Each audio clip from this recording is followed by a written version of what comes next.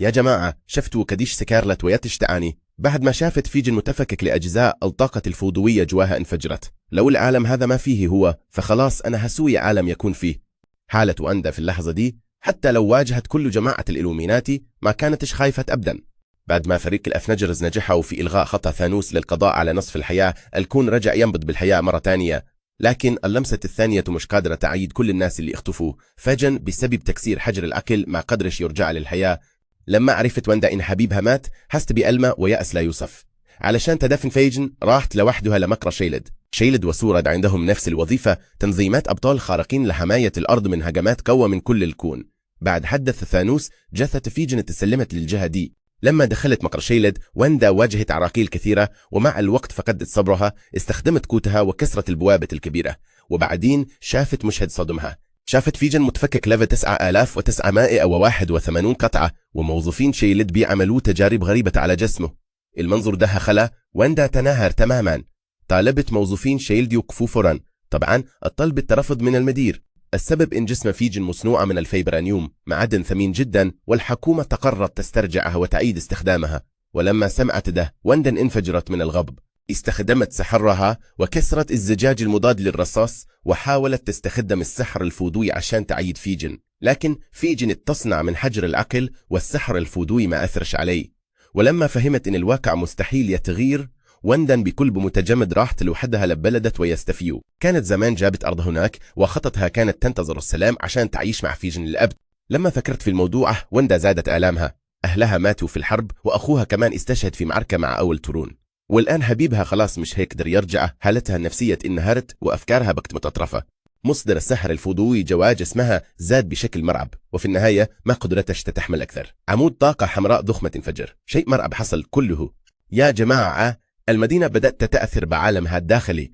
الصورة صارت كأنها من الخمسينات، والناس هناك عايشين ذكرياتهم بطريقة غريبة وكأن وعيهم تحت السيطرة.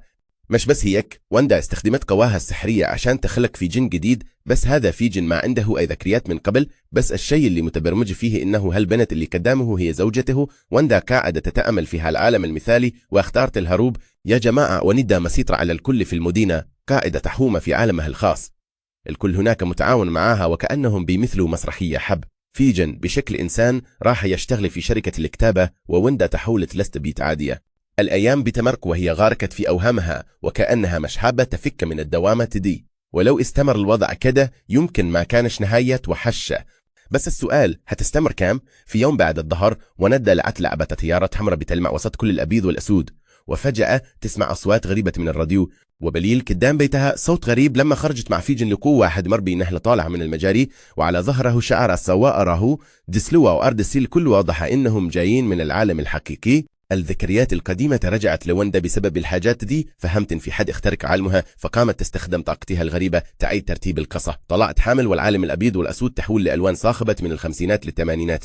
وفجأة الدكتور طلع وقال إن الحمل كان مكتمل 4 شهور، بس فيجن مصدوم لأنه عارف إنهم ما عدوش إلا 12 ساعة بس الأحداث كانت مذهلة جدا. واضح إنه من وقت ما تأكدت إنه حامل لحد الآن ما مر 12 ساعة. كيف صار الحمل 4 شهور؟ فيجن ما كان عارف إنه كل هذا كان تمثيل، حتى وعي الناس كان مضروب. تحت تأثير السحر فيجن مجبر يتقبل كل اللي بيصير قدامه، وبطنها كبر بسرعة وكأنها في مرحلة الولادة في لمح البصر. فيجن على طول راح دوره على دكتور، وفي الوقت اللي هو فيه بعيد الجار دق الباب عشان ما يكتشفوا إنها فجأة حامل. واندا تحاول تتحمل ألم بطنها. لبست جاكيت وفتحت الباب، بس مع سرعة نمو البيبي. كيف ممكن واندا تتحمل؟ وبالفعل خلال زيارة الجار هي ولدت توأم على طول، وبعد ما ولدت رجعت لطبيعتها فورا.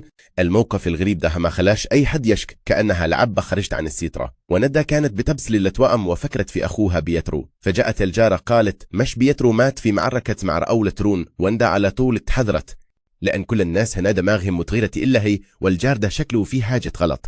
وبعدين وندى لاحظت العقد اللي على رقبة الجارة عليه شعار اس. هذه آخر نقطة. وندى فاحت شرارة طاقة سكرت ليت وقالت بلاش تقرفيني بعد كده.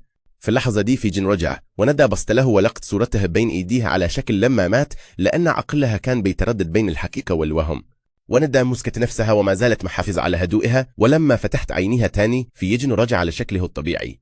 أما الجارة اللي ضربتها وندى تم إنقاذها من قبل عملاء استبلعها وأرد بسرعة. والله حصل بعد كده اكتشفوا ازاي دخلت الجارة دي المدينة الافتراضية واسمها مونيكا. أمها كانت زميلة كابتن مارفل، ومونيكا نفسها عميلة جديدة في سوانتولي وأردا تحولت لرماد لحد ما رجعت للحياة مرة تانية. العالم تغير بشكل مش طبيعي. أمها توفت من السرطان. ماريا كانت من مؤسسي سهردا، عشان كده مونيكا قررت تكمل مشوار أمها وتصير عميلة عادية. أول مهمة لمونيكا بعد ما رجعت هي التحقيق في بلدة ويستفيو. من خلال المقابلات والتحقيقات اكتشفت إن سكان المدن القريبة نسوا كل شيء عن ويستفيو. يا جماعة، كل شيء متعلق بالكتابة اختفى فجأة، والأغرب إنه ويستفيو قدام عيوننا، لكن الكل متجاهلها كأنها مش موجودة. في قوة غريبة تخلي الناس يبعدوا عنها. بس مونيكا رغم كل هذا تربت مع كابتن مارفل، قررت تخترق السحر واستخدمت طيارة من غير طيار. تخيلوا، الطيارة دخلت وراحت الإشارة وطلعت نفس الهليكوبتر الحمراء اللي شفتوها بالفيديو قبل. ما كانش في حل تاني. مونيكا قررت تدخل لوحدها، ولما لمست حدود المدينة قوة غامضت جذبتها جواها. اختفاء مونيكا والأحداث الغريبة دي خلت الكل يركز عليها. ناس من كل مكان، منهم الدكتورة دارسي لويس صديقة جين فوستر وحبيبة ثور السابقة اللي شافت كثير من الأبطال الخارقين. دارسي استخدمت أجهزة متطورة وقدرة تمسك إشارات من داخل ويستفيو وحولتها لصورة.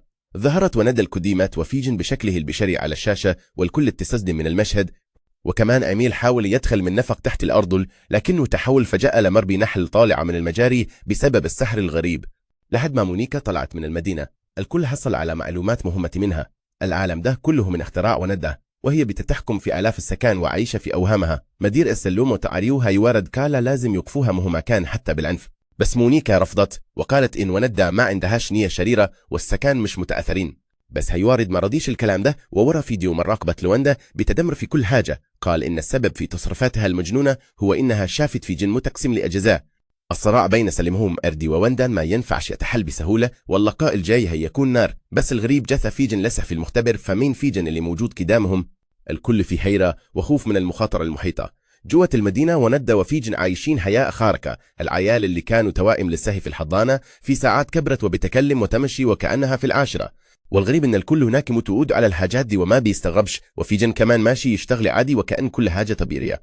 يا جماعة، في نص الليل فجأة هيوصل له إيميل غريب من جهة اسمها السلاوة، وأردي زميله جنب منه يقرأ الرسالة وبيجنز. فيجن بدأ يصحى شوي، حاس في شيء غلط، بس لما كان محتار الإيميل اختفى فجأة وكل شيء حوله صار ساكت كأنه سحر مش طبيعي. فيجن محافظ على قوة حجر العقل وبيقدر يشيل هلوسة زميله مؤقتا. والله الوضع انفجر. الراجل الكبير صحى وهو ضايع تماما، ما يعرف وين هو ولا إيش قاعد يصير. بعد الهلعة صار يترجى فيجن يطردها الساهرة من دماغه. فيجن شافه بيتكسر نفسيا، فما كان عندها خيار إلا يرجع له الهلاوس مؤقت. وبعد كل هالمواقف فيجن قاعد يفكر ويصحى شوي شوي، وفي نفس الوقت جالسين يخططوا كيف ينقذوا سكان المدينة. يا ساتر، الوضع خرج عن السيطرة.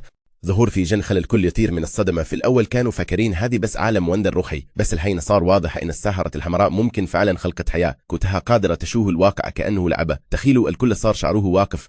زمان لو ما كان ثانوس ماسك أحجار اللانهاية كانت وندا لوحدها هزمتها الإله العملاق. يا سلام، مونيكا فجأة فهمت شيء. في البداية الطيارة بدون طيار اللي دخلت المدينة تحولت لطيارة لعب بسبب السحر، بس اللبس اللي لبسته في المدينة ما تغير أبدا. يعني جو المدينة ما ينفع يدخل شيء من عصر غير عصرها، راح يرجع لعشرات السنين الأولى. وهنا إسجاب طيارة قديمة من الثمانينات ودخلها للمدينة.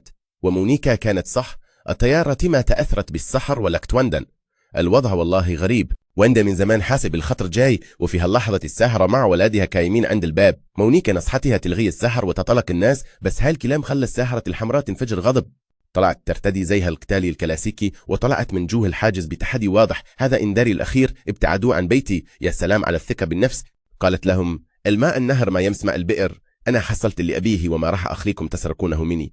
المفاوضات فشلت، ولما كانت ماشية رفعت يدها فورا وقبضت على حراسي وجهوا أسلحتهم على هيوارد. هذه هي قوة الساحرة الحمراء الحقيقية. رجعت للمدينة وزادت تحسين الحاجز. فيجن راح لعند وندا وسألها ليش تسوي كده، لأنه حاسس السكان تحت سترة مزيفة. لكن وندا تجاهلت السؤال وحاولت تحول الموضوع. تصرفها خلى فيجن يغضب وبدأ يظهر رقوته على طول. بس قبل لا تنفجر المعركة بين الاثنين، وندا هديته وقالت له: مع إني أنا اللي خلقت المدينة، بس ما أتحكم بكل شيء يصير هنا. يعني ذكرياتنا تغيرت، بس تصرفاتنا تتم بشكل مستقل.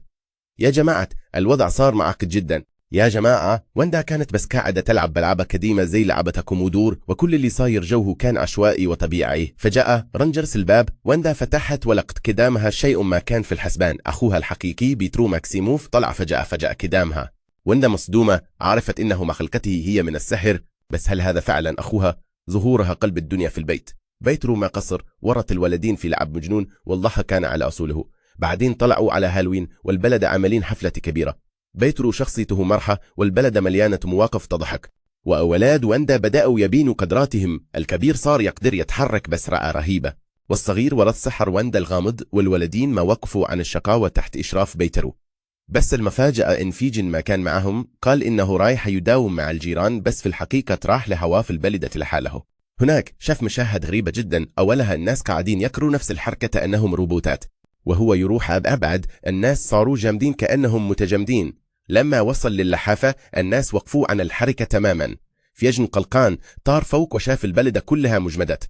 فوق شاف سيارة منورة قرب منها، وطلعوا الجارة أغنيس جالسة فيها، وكانت كأنها متجمدة برده. في جن فك السحر عنها، وأغنيس صحيت وصرخت عليه أفنجر، بس في جن ما عنده فكرة عن الألقاب دي.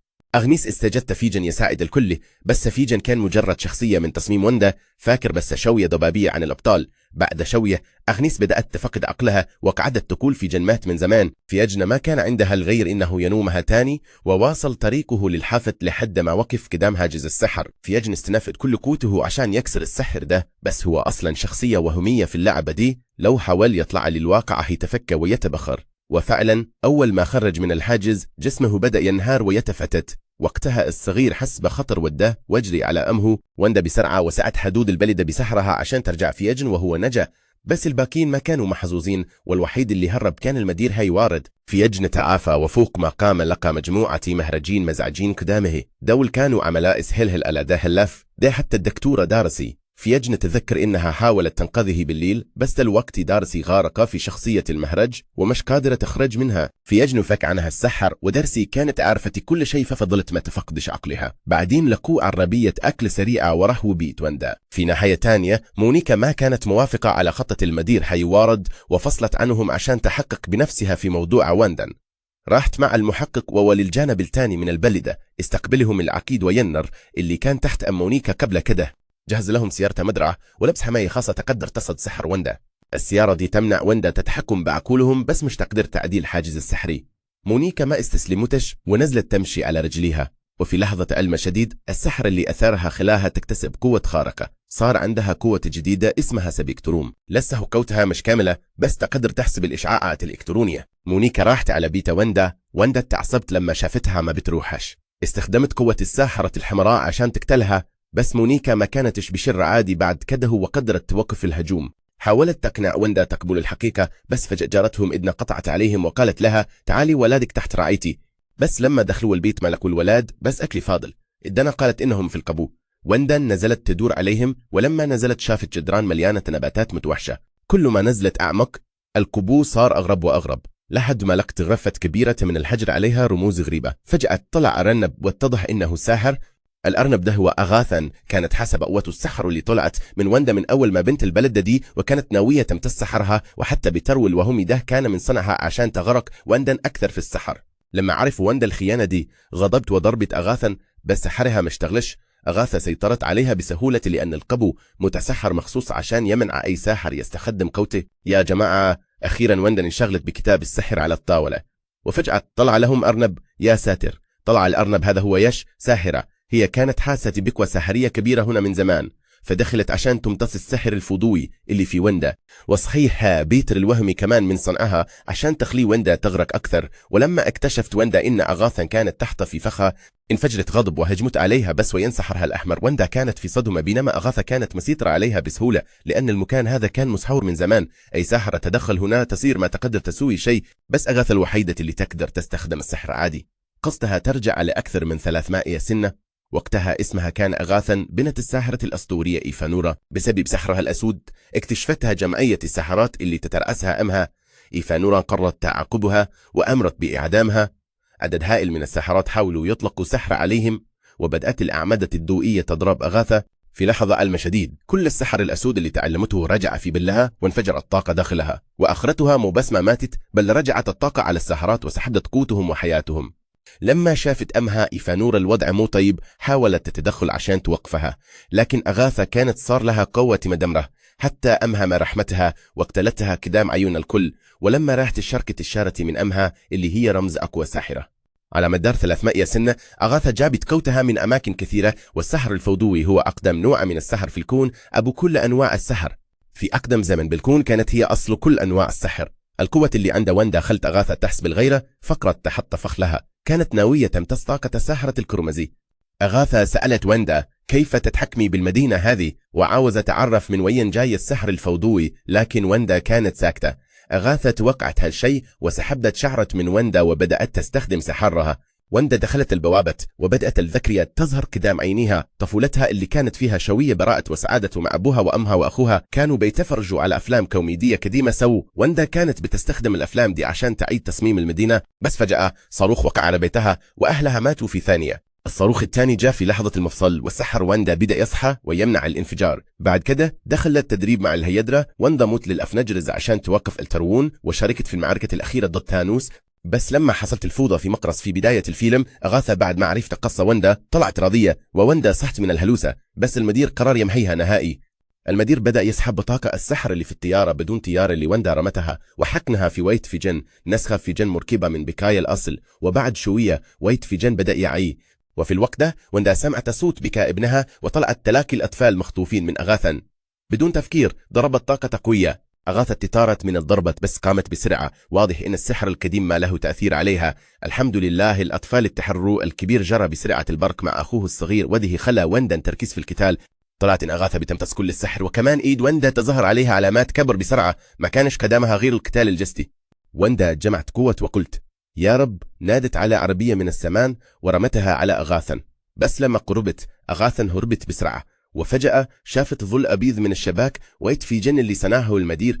وندا فرحانة وظنت إن حبيبها رجع، بس لا يا عم، ويت في جن كان ناوي يقتلها. بدأ يلمس وشها ويجهز يضربها، بس الحظ وقف جنبها. يا جماعة في جن الوهمي وصل بالوقت الصح، وقف على حركات الشرير قبل ما ينفجر الواقع. أغاثا استغلت الفرصة ورجعت للمعركة، وانقسمت ووندا وفي جن عشان يواجهوا أعداء كل واحد لوحده. في جنين طاروا فوق. الأبيض حاول يخطف حجر العقل، بس فيجن استخدم قدرته يخترق ويتفادى الهجوم. بعدين وقعوا من السماء. أغاثا كانت مختبئة وضربت ووندا فجأة وطلعت كتاب سحري مظلم.